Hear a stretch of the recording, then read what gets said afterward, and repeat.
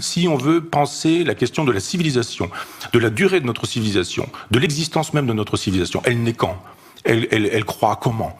Elle devient grande quand ? À quelle époque ? Avec qui ? Avec quoi ? Etc.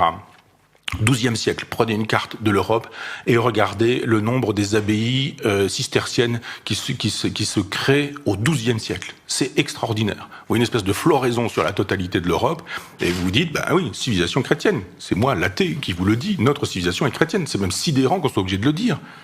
Dire aujourd'hui notre civilisation est chrétienne, c'est tout de suite passer pour un fasciste qui, etc. Mais non, c'est un fait.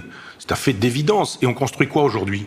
Qu'est-ce qu'on construit aujourd'hui ? Où sont nos cathédrales ? On n'arrive même pas à finir la Sagrada Familia à Barcelone. Vous dites, on a un architecte qui a proposé une cathédrale, on ne parvient pas à la faire. Elle n'est pas terminée, elle ne se termine pas.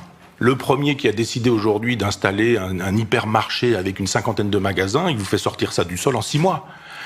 Donc il y a effectivement des choses qui nous permettent de voir que notre civilisation s'effondre, est effondrée, ne va pas bien. Et alors je le dis pas en disant soyons réactionnaires, du genre restaurons un ordre ancien, c'était mieux avant, etc., etc. Je dis juste qu'il faut constater que les civilisations marquent leur époque dans un temps, dans une géographie, dans une histoire, et que ça disparaît. Voilà, il y a eu justement, je parlais tout à l'heure, Assur, Sumer, Babylone, etc. On a eu les Grecs, on a eu les Romains, on a eu l'Europe.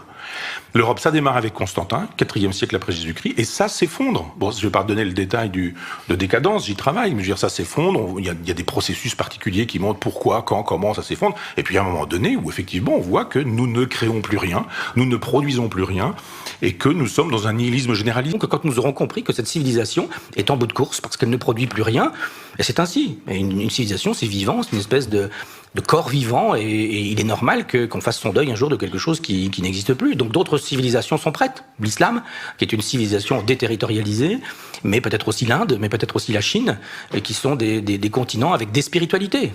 L'islam, c'est une spiritualité, l'Inde c'en est une, la Chine c'en est une autre, Confucius.